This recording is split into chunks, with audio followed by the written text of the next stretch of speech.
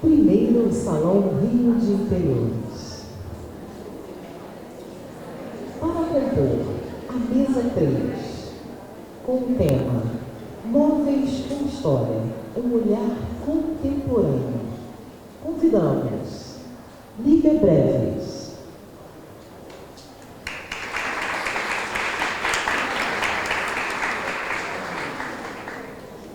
Jornalista do Globo e Revista Época. Convidamos também o senhor Arnaldo Dannenberg. É antiquário e pesquisador, CEO, fundador do Antiquário Arnaldo Dannenberg Collection. Ainda convidamos a Uma Dannenberg.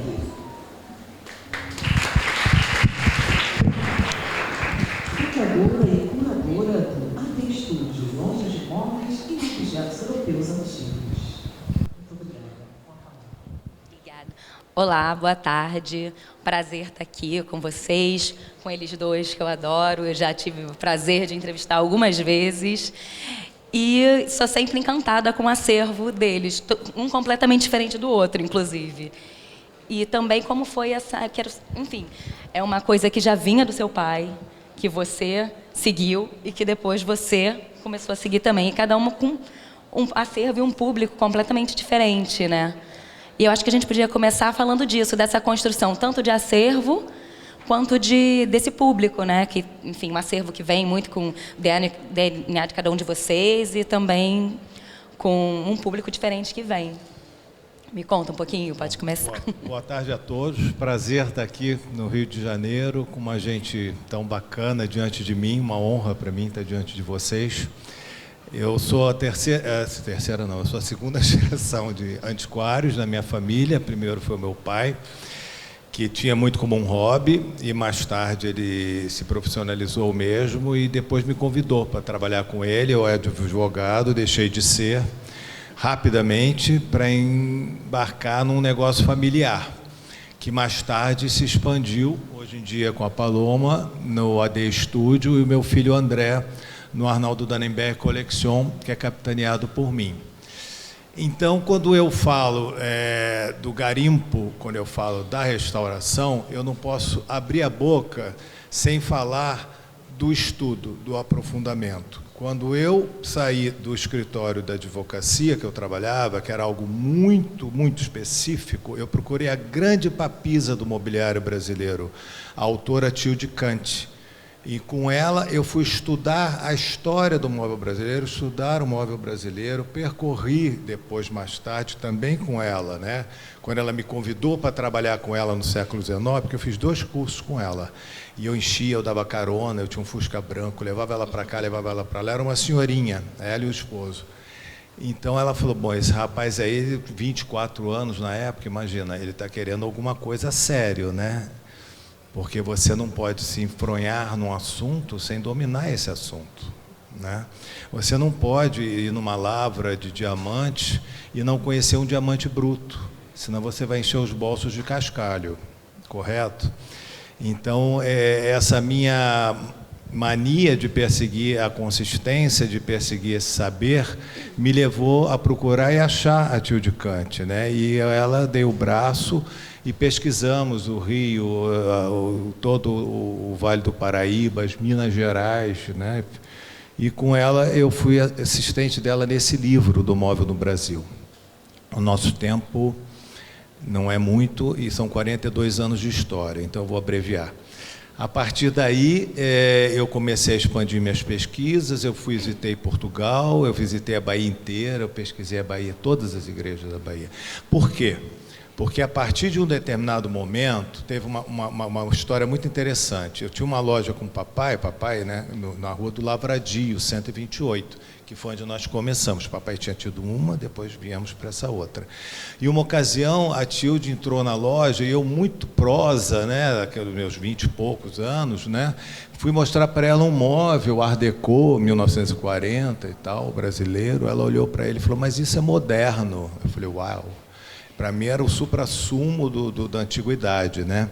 Então eu não fiquei paralisado nessa minha frustração, muito pelo contrário, eu vi que aquilo era até uma ordem, uma chancela que ela estava me dizendo: Arnaldo, vai mais lá atrás e vai mais longe, né? Então eu não só apenas fui até o século XVI, passando pelo barroco, pelo rococó, pelo neoclássico e etc. e tal, como fui mais longe também, e a partir daí eu fui para a Bahia, eu fui para Portugal, pela Europa Ocidental, entendeu? Inglaterra, aprofundando as minhas pesquisas. Então, a minha vida me levou a esses lugares também, através de outras pessoas, e eu passei a partir, já com uma base de estudo, uma base de conhecimento do móvel brasileiro, por conseguinte do móvel português, por conseguinte do móvel europeu, porque um deriva do outro, a pesquisar e a comercializar o móvel europeu. Tá? Como um bom brasileiro, eu não fui ao palacianismo, eu fiquei no móvel citadino e eu fiquei no que eu amo de paixão, que é o móvel campesino. Então eu estava ali, através também de uma consequência de estudo, inaugurando uma nova ordem, porque até então o antiquário era uma coisa muito besta, era uma coisa muito longe das pessoas. Você entrava no antiquário, tinha aquela senhorinha muito boazinha, com colar de pérola, mas muito antipática também, olhando para você de cima a baixo, entendeu?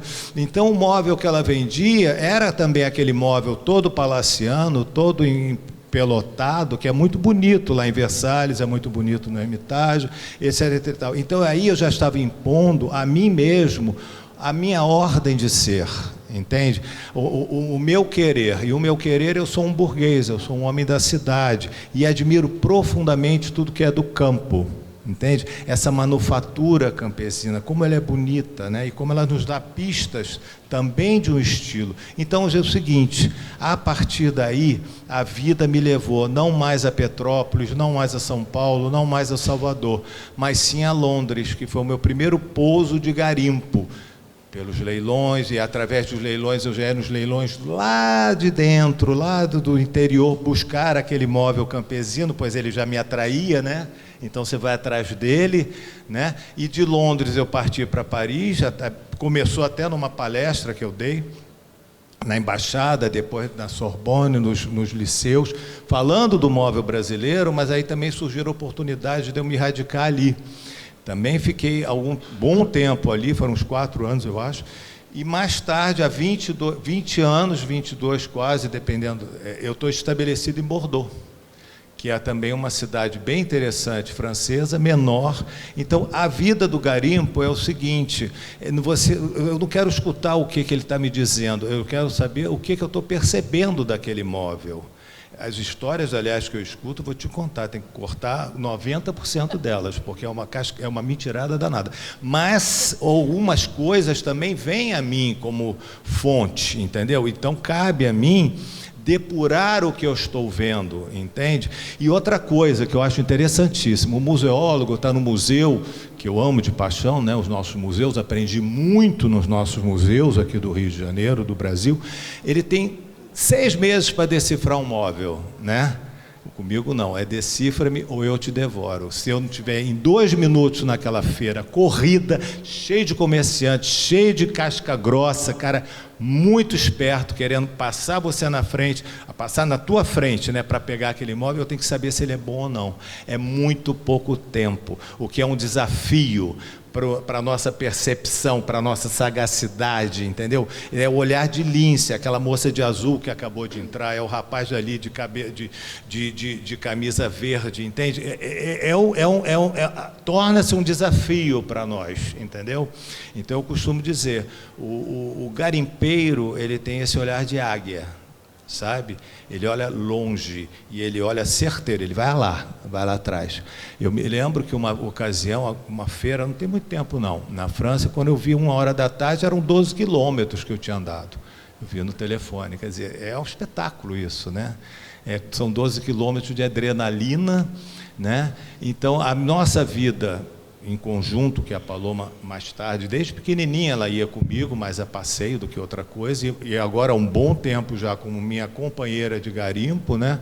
A nossa vida lá fora é algo completamente não usual. Eu fico lá olhando e falei, gente, as pessoas no Brasil não têm a mínima ideia, porque não tem mesmo, porque é algo muito não usual mesmo, né? Algo de muito, que envolve muita terra, muito chão, né? Muita história, inclusive de privações também, né? E de grandes realizações, são grandes achados, esses achados nos colocam nas nuvens, entendeu? E mais tarde, no Brasil, na Oficina São José, aqui em São Cristóvão, eles são restaurados. Então, é o que eu sempre digo, Lívia, a restauração, quando fizer a hora, me avisa, a restauração, ela é um rito de renascimento. Você olha aquele móvel que já passou tantas histórias, que já viveu tantas histórias, e você coloca ele ali, pronto, na tua frente, para ser restaurado, para continuar com as mesmas características que o tempo deu a ele, mas ele vai estar pronto para uma nova história. Entende? E isso é um deleite. Amanhã eu passo o meu dia na Oficina São José, aí é um máximo, porque chegam os containers e estão todos ali. Amanhã eu faço aquela escolha para o mês de setembro, o que vai ser restaurado em setembro, o que eu vou querer dizer em setembro, para quem que eu vou querer dizer. Eu tenho uma mesa imensa, maravilhosa, que eu vi inclusive agora no Malmaison, no Castelo, muito parecida. Eu falei, essa que eu quero, uma obra neoclássica linda, e outras coisas mais. A alegria é constante, entende? O desafio é constante, né? A realização é constante. Então eu digo para qualquer um, sigam os conselhos, ouçam seus mestres, entendeu?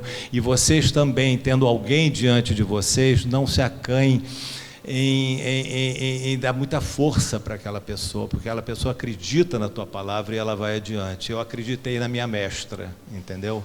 E eu não precisou de 2 vezes, eu saí correndo, entende?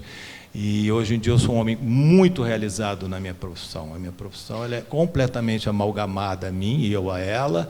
Meus filhos seguiram a minha profissão, Paloma de origem de jornalismo, André arquiteto, e continuamos diariamente na pesquisa, no garimpo, na restauração, no labor e também nas celebrações, que urge que existam, né? E que sejam muitas. Acho que é isso.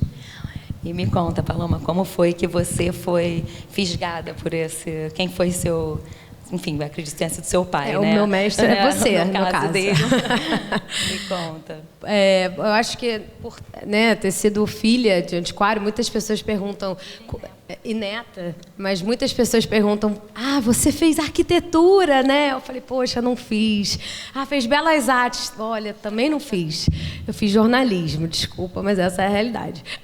Mas, porém, enfim, eu sou a 3ª geração, e tenho avô e pai, principalmente pai. Então, eu desde pequenininha, casa cor, né? Eu, enfim, conheço Gisele há tantos anos, Adriana, tanta gente aqui que a gente já fez tanta coisa juntos nesses anos todos, muito como filha. E exatamente por ter visto isso, eu me lembro que para mim casa cor existia desde que eu existo, porque eu chegava na minha casa, a minha mesa de jantar era quadrada, um dia era redonda. Pai, cadê a quadrada? Vendi. Então, eu acho que isso até me estimulou para o que eu, anos depois, fui colocar no AD Studio, né? Que é uma outra marca, uma submarca, um spin-off, enfim, cada um pode chamar do que quiser, que começou dentro do antiquário do meu pai, do Arnaldo Annenberg, e como um experimento, e depois virou uma marca solo, porque eu fui questionar. Eu acho que a gente está num momento tão importante, onde a gente questiona. Eu acho que o consumo mudou muito, a gente questiona o que a gente consome, a gente quer consumir o melhor possível, o mais sustentável possível. Então, eu comecei a questionar um pouco como é que seria a minha fatia desse bolo, assim, com o que eu reputaria para mim se eu fosse garimpar. Então, eu comecei a pensar, poxa, não é possível que uma cadeirinha de criança, ela é uma cadeirinha de criança. Vamos pegar essa cadeira e vamos botar na parede. Vou botar 4, vou fazer a partir disso, vou fazer uma biblioteca com livros em cima, porque o filho cresce e a gente vai jogar fora? Não pode ser. E aí depois eu enjoei dessa ideia, eu vou pegar a mesma cadeirinha e vou botar numa mesa de centro, numa lateral, numa composição. Então eu comecei a fazer essa brincadeira, nasceu a AD Studio, que eu não chamo de antiquário, eu chamo de uma loja de móveis e objetos antigos com olhar contemporâneo, porque eles são antigos, né? Meu pai garimpa muito séculos 18 e 19, e eu já fui mais para o final do 19, início do 20. A gente tem o mesmo processo, eu desde os meus 12 anos viajo com ele a garimpo, e, enfim, ia a leilões junto com ele, sempre vendo ele fazer. Eu sempre acho que, assim, antes da gente criar, a gente precisa saber fazer o básico, né? O Picasso fez isso antes dele ser cubista, ele fazia portrait, ele fazia paisagem. Então, acho que a gente precisa aprender a essência para depois a gente tentar fazer do nosso jeito. E foi isso que eu tentei fazer. Então, o AD Studio nasceu em 2016, porque eu comecei a questionar o que os meus amigos estavam consumindo, como que a gente também pode olhar para um objeto de uma forma generosa, como eu falei da cadeirinha de criança. Numa mesa de centro, a gente pode ter um engradado de bebida como revisteiro, a gente pode ter um trenó, a gente pode ter um baú. Então, criei esse movimento, que para mim, hoje em dia, está muito claro que é um hub criativo, porque a gente faz muita coisa. Então, eu queria dialogar muito com essa nova geração e mostrar que o antigo não é antiquado. Então, esse é meu papel, minha missão. E desde o começo, como foi isso? Os jovens, esse novo olhar sobre as peças da AD Studio, como que foi? Eu acho foi fácil? que não foi fácil. Acho que não é ainda hoje. Eu acho que a gente é muito bem recebido, mas eu acho que a gente precisa estimular mesmo as pessoas a saírem um pouquinho dessa zona de conforto, porque a gente colocar, às vezes, né, os arquitetos, os clientes, me dá uma ideia para eu botar na parede. Eu sei que eles esperam que eu fale um quadro, mas eu vou falar um secador de ameixa do século XIX, sabe? Juro. Então, eu também estimulo uma raquete, um esqui. Eu também estimulo a gente sair dessa zona de conforto mesmo. E eu acho que é muito isso. Eu digo que eu faço hoje uma curadoria, porque eu trabalho muito com os arquitetos, né, que muitas vezes me passam uma medida, me passam o perfil do cliente, e eu tento jogar junto e pensar, poxa, vamos pensar nessa exclusividade, nisso especial para ele, porque eu também acredito no único. As nossas peças são únicas, são restauradas. Acredito muito numa casa feita pra gente, não copia e cola. Você vai na casa de alguém, tá todo mundo com a mesma casa, sabe? Acredito na singularidade, entendeu? E você fez muitas collabs também, né? Isso é muito legal, trouxe um público novo. E me conta com quem você já fez. Eu entendi que até para trazer esse conceito do antigo, né, de você usar móveis antigos sem aquela lembrança do móvel ser da avó, o que eu faço com aquilo e tal, eu também precisava dialogar com o que estava acontecendo, né? Então, eu fiz já colaborações com a Isabela Capeto, com a estilista, onde a gente fez cúpulas com os nossos abajures. A gente já fiz também com o Beto Gatti, artista plástico, artista visual. Eu moldurei com as minhas peças as fotografias dele. Fiz com a Bettina De Luca e com a Uai, que são estilistas aqui do Rio de Janeiro e estão em São Paulo hoje. A gente fez acessórios de moda. Foi a primeira vez que eu botei o AD Studio inserido na moda, com a Isolda, lá em São Paulo também, com a Granado, fiz também. Enfim, foi com uma turma bem legal. E quando vocês estão viajando muito, que vocês já fazem isso há um tempo, como é que vocês se dividem ali no garimpo? Como é que acontece isso? Olha, eu, nas estradas mais longas, eu dirijo o caminhão, tem o nosso assistente que dirige também, eu adoro dirigir. A Paloma dirige também nas cidades.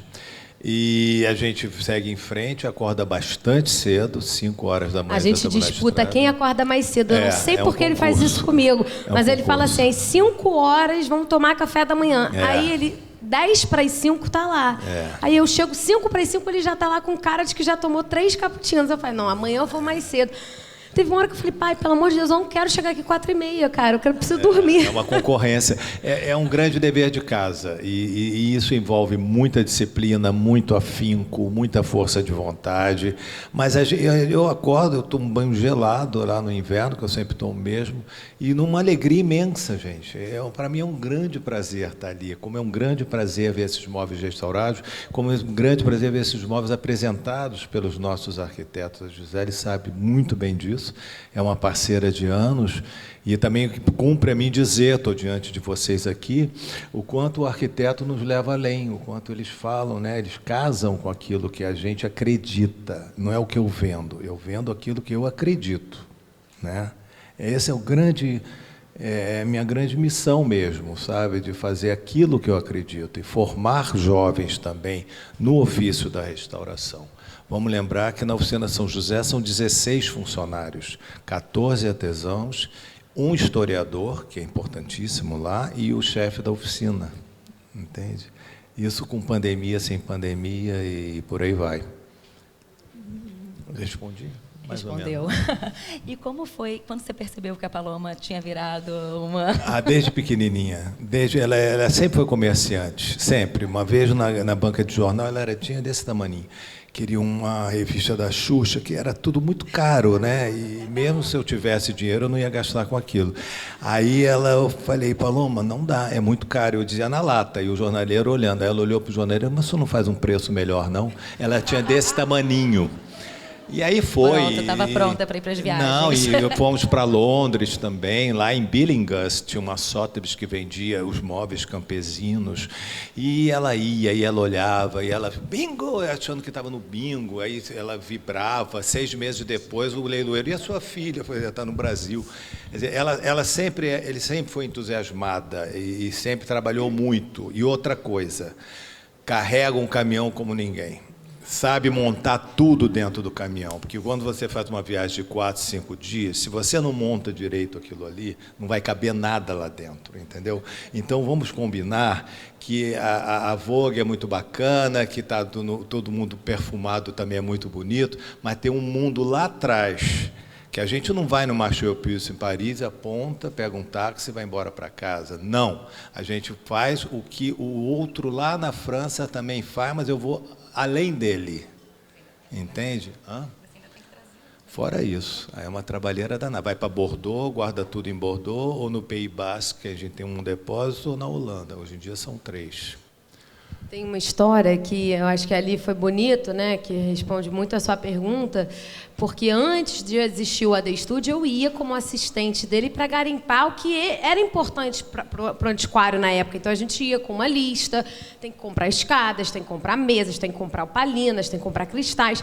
Então, o fato de eu também observar essas peças e apontar para ele falar, não, minha filha, essa opalina, ela é uma opalina, é verdade, mas ela não é uma opalina boa. Essa mesa, o tampo ele é original, mas as pernas não são originais, esquece, essa mesa já é montada.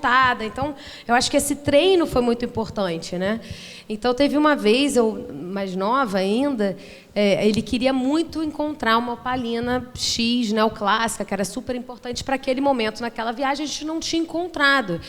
E a gente ficou numa feira, horas rodando, a feira já tinha acabado, e ele falou, minha filha, chega, eu vou para casa. Eu falei, pai, eu queria ficar, eu vou achar essa opalina. Ele foi, eu fiquei lá na época, a gente não tinha nem 3G, porque eu não tinha nem como mandar na internet, eu não tinha telefone direito, assim, só para tirar foto.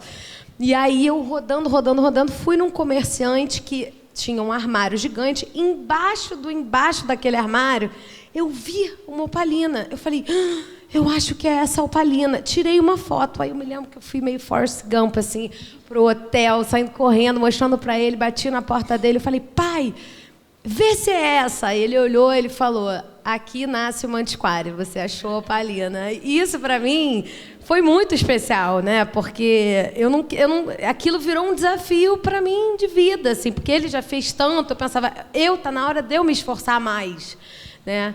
A chancela que eu recebi da minha mestra, eu passei para os meus filhos.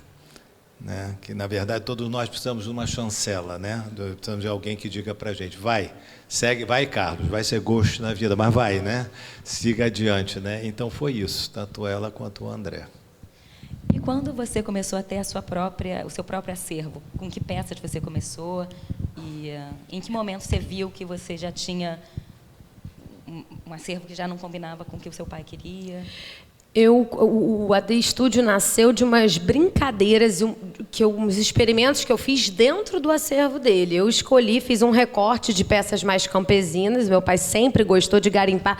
Eu acho que ele trouxe um conceito de antiquariato para o Brasil muito inédito, das madeiras claras. A gente gosta muito de ouvir em mostras de arquitetura, casa cor. Ah, esse é um Danenberg, aqueles móveis madeira cor de mel, né, com todas as marcas do tempo. Então, ele trouxe, ele inovou trazendo o antiquário leve, um antiquariato leve, né? Então, eu fui lá dentro do nosso acervo. A gente tem uma oficina de restauração aqui em São Cristóvão de 1.000 metros quadrados. Então, eu fui lá e comecei a fazer experimentos. Comecei a usar as peças de uma forma diferente. E ali eu entendi que a coisa podia ficar ainda maior. E eu acho que, assim, na vida a gente precisa ter uma ideia, mas uma boa ideia, para mim, sem ser realizada, ela não é uma boa ideia. Eu acredito muito na realização, não só nas boas ideias. Então, depois da gente ter feito já dentro do Chopin, onde tinha um antiquário, algumas ambientações com essa ressignificação toda, eu entendi que a gente tinha que estar num lugar mais aberto, um espaço mais democrático, que todos pudessem entrar. Afinal de contas, ali era uma galeria de portas fechadas. Fui com o meu laptopzinho, bati na porta lá da... Marquei uma reunião com o pessoal do Shopping Leblon que não me conhecia. Eu falei, tem uma ideia aqui para vocês.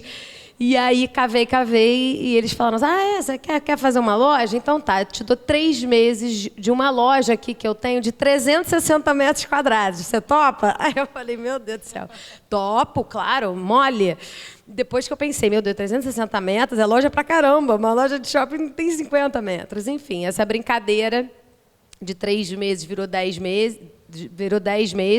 Depois a gente virou uma loja fixa e, recentemente, infelizmente, a gente precisou fechar as portas aqui do Rio, mas abrimos em São Paulo, no Shopping Cidade Jardim, onde a gente está hoje, e com um acervo super amadurecido. Acho que eu tenho uma linha de objetos mais esportivos, gosto muito de tudo que vem do esporte, objetos um pouco mais pop. Então, eu tenho histórias em quadrinho dos anos 50, pôsteres publicitários, faço muito essas collabs. Então, acho que isso tudo dá muito metal, madeira e metal, couro, corda, e eu acho que isso dá uma outra cara. Fora que o AD Studio, quem já teve a oportunidade de ir, toca rock na loja, é toda uma atmosfera que, assim como o meu pai encontrou o caminho dele, que traduzia o que ele acreditava, eu fui atrás do meu, né? Então, é esse. E hoje, nas viagens de vocês, como é que é? Vocês se dividem? Porque cada um tem uma lista dessa completamente diferente, né? Como é que acontece? Dividimos, a gente vai junto, divide o sanduíche, divide a água, divide o cansaço, divide a alegria também, o entusiasmo. Paloma está lá olhando dela, eu estou olhando o meu. A gente faz meio junto, né? Mas aí chega numa hora que ela também se separa, que é importante também, ela viver o mundo dela. Ela criou. Eu fico muito orgulhoso disso, que ela criou algo novo dentro daquilo que já era novo, que já era diferente. E para mim é um motivo de orgulho. E a gente viaja para caramba e faz container e monta tudo, vai botando nos baús os pequenos objetos, tem que catalogar tudo. Aí daqui do Brasil eles já recebem tudo que eu compro naquele dia, já vem aqui através desse XPTO aí que eu não entendo a mínima, mas o meu assistente entende, então ele manda, né? E é um fascínio. Aqui, tem umas imagens da gente garimpando. No caminhão, olha lá. E uma coisa que, assim... E é isso mesmo, viu? Não tem... Uma coisa que, para mim, é muito interessante e marcante, quando a gente fala de vida de caminhão, vida de estrada, a gente não encontra tantas mulheres, inclusive lá fora. Então, eu experimento muito a sensação de ser única ali, muitas vezes única, e muitas vezes a gente tem que abrir mão da nossa vaidade, do brinco, porque a gente tem que também se camuflar um pouco, porque eu brinco que quanto mais cheio de lookinho, mais caro vão querer vender para mim. Então, a gente tem que trabalhar daquele jeito, né? Então, a gente também tem muitos desafios. Essa aqui é a nossa oficina de restauração aqui no Rio de Janeiro, chamada Oficina São José, onde a gente faz esse trabalho de restauração todo com os nossos artesãos. A gente trouxe essas imagens para ilustrar um pouquinho para vocês.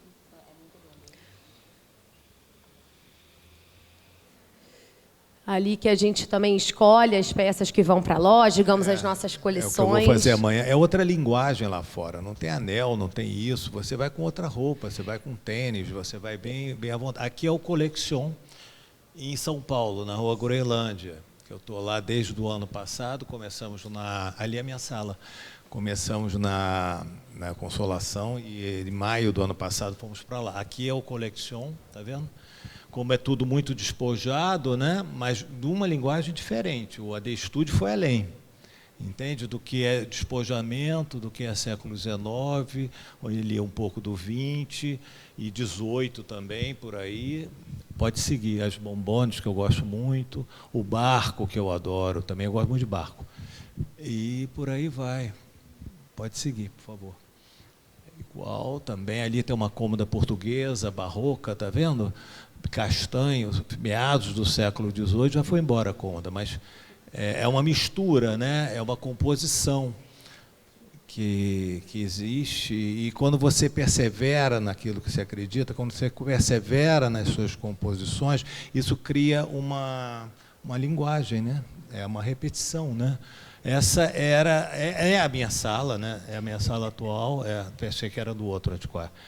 É aí que eu fico. Essa mesa que está do lado de lá foi para a Casa Cor, do Felipe de Almeida, acabou de ser vendida. Essa cômoda também, uma cômoda diretório, está vendo? Vocês estão vendo como a manufatura é uma peça citadina, francesa, mas ela é muito simples, entende? Ela é muito linear, ela não precisa de muitos adereços, como as pessoas também, né? Não precisa de muito emperequetado, porque ela já é bonita por si só. Aqui também, lá embaixo, lá na library, em cima, é um ambiente dedicado à leitura, ao saber, aos livros, né? Sobretudo os que a gente não leu. Agora a Paloma explica. E esse é o AD Studio, que eu quis que ele fosse, né, o projeto da Aurício Arquitetura, um grande container. As nossas peças vêm para o Brasil dentro de um container. Eu queria que todo mundo que entrasse tivesse a experiência de estar dentro de um container. Então, a loja é toda preta, a gente usa plástico bolha como forração nas paredes, assim como o nosso sofá. Então, vocês veem aqui, botei um trenó e um gradado de bebida numa composição de mesa de centro, aquilo que eu estava falando para vocês, para a gente ser atual. Muitos engradados aqui. Aqui um gaveteiro também, aqueles espelhos feitos a partir de peneiras. E aqui uma coleção de Tintin, de Mickey, dos anos 50. Até banco a gente gosta de colocar como mesa de centro, que fica também super divertido. E aqui eu fiz alguns slides falando sobre ressignificação e formas diferentes e não usuais que a gente pode usar de peças para compor, né? Então, essa é uma mesa de centro. A tal da secador de ameixa que eu falei para vocês, esses triângulos que ficam lindos, são super, enfim, geométricos. Uma escadinha que a gente já usou tanto, inclusive com a Gisele, uma escada linda, nem tinha de estúdio naquela época, mas que a gente adora usar escadas como bibliotecas, como prateleiras. Baús, uma herança aí que eu herdei do meu pai, de baús como mesa lateral, como composição de mesa de centro. Esses são bancos de pescador, ou seja, são móveis também que foram de ofício, de algum trabalho, de alguma função, e também muito simples, né? Isso aqui eu amei, porque além de usar o engradado numa composição de mesa lateral, a gente virou ele, aproveitando a base dele, né, como uma mesinha, e podendo fazer também uma composição, né, que fica super charmoso. E aqui, na época da pandemia, que a gente ficou pensando tudo que a gente podia botar um sapato para deixar o sapato fora de casa, a gente pegou o mesmo trenó e botou o sapatinho. Aquilo ali, que está uma bolsa, né? Esses são cartazes dos anos 60, que já fazem parte do meu garimpo. Aquilo ali é um grampo de marceneira, um sargento, que eu adoro pendurar uma bolsa, botar num hall de entrada, ou num lavabo para botar uma toalhinha, ou numa cozinha. Aqui uma composição de baú. Aquilo ali é uma peneira, que a gente pode fazer como nicho. Cumpre lembrar, só um minuto, que o AD Studio tem a arquitetura do Beto Figueiredo. Eu falei. Ah, já falou? Por isso a arquitetura. E o Arnaldo Dannenberg Coleção, Dado Castelo Branco, interiores a Lu Kramer. Isso.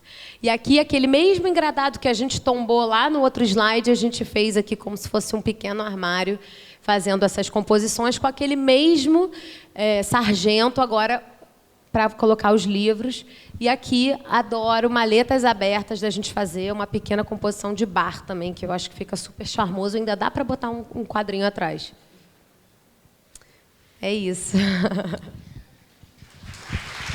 Obrigada.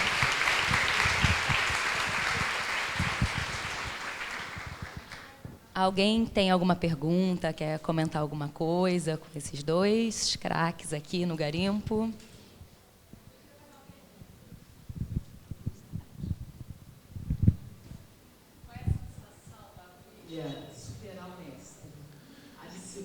Ela vai adiante. Obrigado. Eu fico muito feliz. Devo isso tanto a mim quanto a minha mulher, Kátia, que teve a ideia, que incentivou, né, que alguém teria que me substituir mais tarde, né? Então temos nela a alma dessa história eu fico muito feliz de ter inspirado ela, sabe? E filho meu, nas férias, ia lá para a oficina, catalogar e tudo. Tem uma mentalidade de português bem forte dentro de mim, muito voltada para o trabalho. Obrigado. Obrigada. Não sei se é tanto uma pergunta, mas mais uma constatação minha. É uma pena, né? O Rio de Janeiro está perdendo tanto poder aquisitivo, né? Então, por exemplo, falando que fechou a loja do Shopping Leblon, que era incrível, e foi para São Paulo, o Arnaldo está em São Paulo. E como vocês veem o mercado no Rio de Janeiro? Né? A economia carioca está sofrendo, né? Isso, enfim, é visto no nosso dia a dia. E como vocês veem o mercado no Rio de Janeiro desse setor de antiquário? Eu posso te dizer o seguinte: nós mantemos no Rio de Janeiro a Oficina São José, né? Não sei se tem muita gente recrutando 16 pessoas na restauração. Então, para mim, é um motivo de orgulho, a minha cidade, né? Onde eu cresci, onde eu me formei, e a ela devo muito. Contingências da vida nos levaram para São Paulo. Primeiro fui eu, agora foi Paloma, né? Mas não quer dizer que a gente não volte, não abre um braço aqui amanhã. Mas também atendemos de lá muita gente daqui. Então, é só por aí. Paloma? Eu acho que, enfim, eu entendo que existem ciclos. Eu sou muito grata a todos os períodos e tudo que a gente viveu. Sempre falei que o Shopping Leblon, eu vou ser eternamente grata, porque foram os primeiros a abrirem as portas para mim. Depois que o primeiro abre, muitas outras abrem, mas alguém teve que acreditar primeiro. Então, eu acho que gratidão, pelo menos, é a palavra da minha vida. Todo mundo que passou na minha vida, eu sou grata. Até aquelas pessoas mais difíceis, eu também sou grata, que eu aprendi, com certeza. Eu fico tão... Agora, eu moro em São Paulo já tem 1 ano e meio, e sempre que eu estou lá, eu acabo trabalhando tanto, eu fico numa bolha e eu acabo esquecendo. E sempre que eu volto para o Rio, eu me dou conta do tamanho do meu amor pelo Rio. E, se depender de mim, eu vou sempre trazer alguma novidade para cá, sempre fazer uma ativação. A gente está no momento de se estabelecer lá, de cavar um pouquinho, como a gente fez aqui durante 4, 5 anos, ou com a AD Studio. Mas já vocês vão saber novidades do AD Studio, porque eu não largo, não.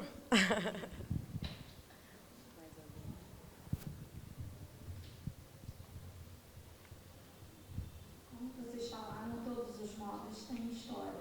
Como é arrecadar um móvel, né, e ter aquela emoção, como você falou, frio na barriga, conseguir, e depois desapegar na hora de vender? Eu me lembro que na sua mesa tinham sempre alguns objetos que você não vendia de jeito nenhum. Continuam lá. Os objetos todos continuam lá, mas a gente pega, namora, cuida dele como um filho e depois sabe que ele vai embora. Mas aí eu me lembro que ele foi para a casa do fulano, isso eu sei de cor. Eu acabei a minha nova casa paulistana, eu me mudei, tem uma mesa que foi minha 15 anos atrás. Eu comprei um par de mesas de drapier de 4 metros cada uma, maravilhoso. Uma, a Lia Siqueira colocou num cliente dela, que já se mudou para Recife, está lá. O outro, o Dado Castelo Branco, colocou num cliente que se mudou e não tinha onde pôr. Aí eu fiz uma troca com ele, está lá na minha casa, quer dizer, 15 anos depois. mas isso já aconteceu, ou um par de cômodas que está na minha casa também. Eu me afeiçoo a eles, mas eu fico muito feliz de saber onde eles estão e trazendo alegria para aquela casa, entende, Gisele? Eu sei que eles trazem essa alegria, são bonitos, né? Quem não ama o belo, né? Eu já tenho uma outra, assim, para mim, pensar que, assim, né, eu sou filha de alguém que é uma referência, né? Então, é difícil, ao mesmo tempo abre-se muitas portas, mas tem muita responsabilidade também. Então, eu constituir um acervo e chegar no momento de falar esse acervo está pronto para nos independizarmos, isso foi um processo de muitos anos, né? E até ele dizer, você está pronta, aqui tem um acervo, sim, aqui tem um olhar diferente do meu. Eu me lembro que eu comecei a garimpar, eu gostava das coisas, eu falava, pai, eu gosto disso. Não, minha filha, mas isso não é para mim. Eu gosto disso. Aí eu já morava sozinha, eu dava o truque. Eu falava, vou comprar para minha casa, vou comprar para minha casa. Então, ali já nascia um olhar.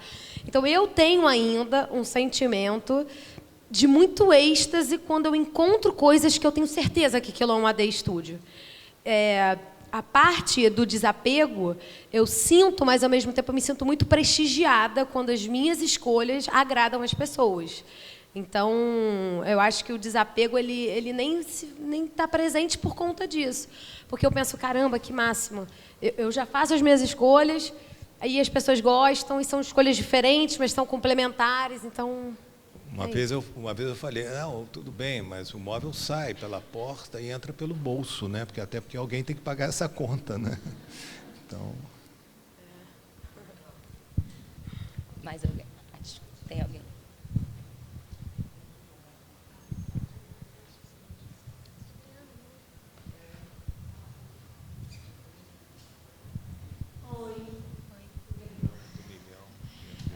A oficina ela é aberta para a gente levar cliente, garimpar no Rio? A oficina não, não é aberta ao público, mas a gente faz questão, assim, principalmente quem é da área, os arquitetos, da gente marcar, de repente, visitas, encontros por lá. A gente não leva os clientes, acho que vocês, profissionais, têm esse olhar, né? Eu acho que o arquiteto ele tem o poder de olhar para uma casa em ruínas e falar, isso aqui vai ficar lindo. E a gente, o poder de olhar um móvel não restaurado e pensar, isso vai ficar lindo. Então, eu acho que a gente também, juntos, a gente sabe ver beleza além dessas coisas que, às vezes, não são tão belas. O cliente nem sempre, ele quer pronto para ele. E o nosso trabalho é deixar pronto. Então, a gente faz, sim. Depois, se vocês quiserem, me procurem, que a gente troca figurinhas.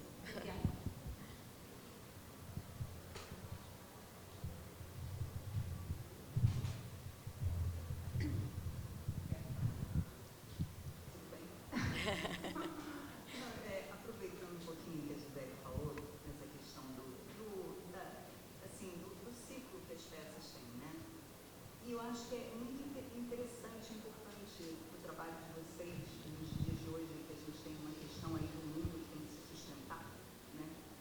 E vocês trabalham, né? A Arnaldo está há muito tempo com isso e já trazendo essa questão do reuso. Agora, então, você colocando... Não tinha esse nome. É muito interessante, porque de alguma forma você iniciou uma coisa lá atrás, que muitas pessoas fazem, mas que hoje em dia ela já está entrando num caminho aí do essencial, né?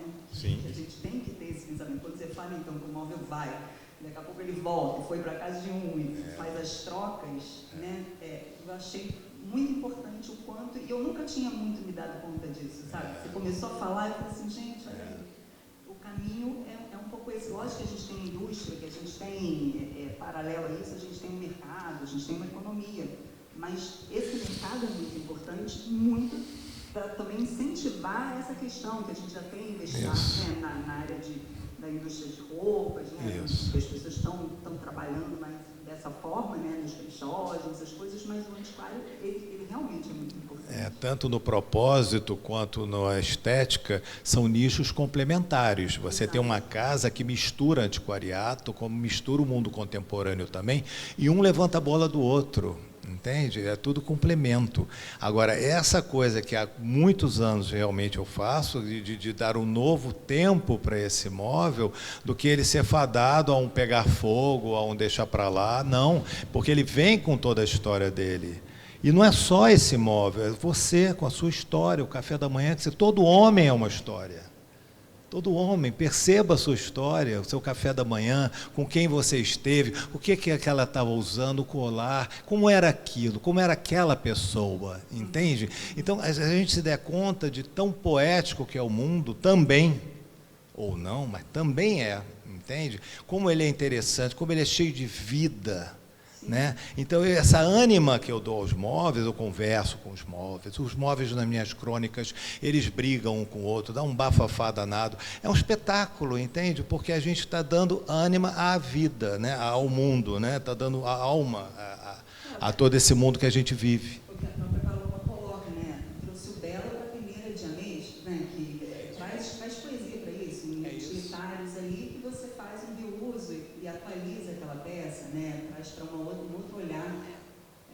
É muito importante hoje em dia, assim. Porque a gente trabalha, Adriana, com móveis que foram feitos antes desse conceito de industrialização e que as peças eram feitas para durar. Antes desse conceito de obsolescência programada, hoje em dia um telefone foi feito para não durar. Daqui a 2, 3 anos ele vai ficar ruim. Então, não, a gente vê a madeira desses secadores de ameixa, é uma madeira que, assim, nem a minha cama hoje em dia é feita dessa madeira, entendeu? E o engradado de bebida, né? E são objetos que mudaram costumes. O engradado de bebida trouxe o consumo da bebida para dentro de casa. São coisas tão simples, né? Quando a gente para pensar. Então, é isso mesmo. E isso é uma atitude muito sustentável, porque tudo já está disponível para o nosso ambiente, a gente restaura. E eu acho que a ressignificação, por isso que eu gosto de falar de generosidade, porque é ser generoso com a peça e pensar que ela não é só aquilo. Ela pode ser outra coisa. E eu não preciso transformar aquela cadeirinha de criança e pintar ela de azul ou botar outro pé nela. É ela como ela é. O que eu vou mudar é o meu olhar para ela, entendeu? E vamos sempre lembrar, gente, dentro de um antiquário como o da Paloma, como o meu, quantos mundos cabem ali dentro, entende? Quantos países, quantas manufaturas, quantas pessoas estão junto dali, porque foram eles que fizeram. Você vê no Brasil, que já é um país continental, né? A Bahia tem a maneira de ser dela, Minas Gerais tem a maneira de ser, o Rio de Janeiro, falando desse triângulo dos nossos primórdios, né? O nosso índio, né? Então, ele traz toda essa manufatura, todo esse jeito de ser. Alguém fez aquilo para fazer a determinada coisa, usando a tal madeira daquela região, entende? Então, a gente precisa pensar, como a Tilde Kant me diz, vai mais longe e mais lá atrás. Porque o mundo é imenso, séculos XVI, XVII, XVIII, XIX, imagina, que absurdo, né? Então, vamos mais longe também, vamos sair daqui do nosso olhar. Eu não gosto desse intramuros, entende? Tem horror à patota, eu gosto de ir longe, eu não conheço, tá bom, muito prazer, estou conhecendo. E aí vai, entende? E a persistência, as pessoas, eu chego em Bordeaux, o brasileiro já chegou e tal, entendeu? Quer dizer, vamos dar bem, que ele vai sair comprando tudo que é móvel, entendeu? Então, é por aí, né? Vamos pensar grande, né? Pensar maior nesse aspecto, longe, né? Mais que uma pergunta, eu queria agradecer, porque essa mesa, ela foi feita, assim, muito especial. Além de Gisele, a Lívia também compôs essa mesa.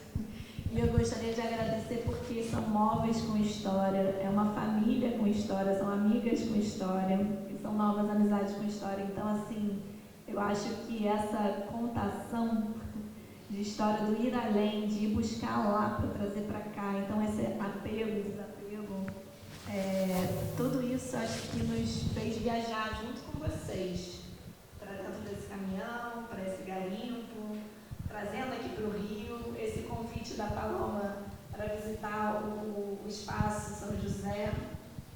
Acho que pode ser até algo da gente pensar também, porque na outra mesa também a gente está com Casa Cor aqui, a gente tem o pedacinho de vocês ainda no Rio de Janeiro que ficou, o ateliê, eu acho que isso é fundamental. A gente continua. Eu já fui lá e é lindo. E a gente pode programar isso, de repente, assim, o salão ele pode continuar depois daqui, dando esse espaço, fazendo essa vocês. Muito prazer. Muito prazer. Muito obrigada. Sejam muito bem-vindos. Obrigada.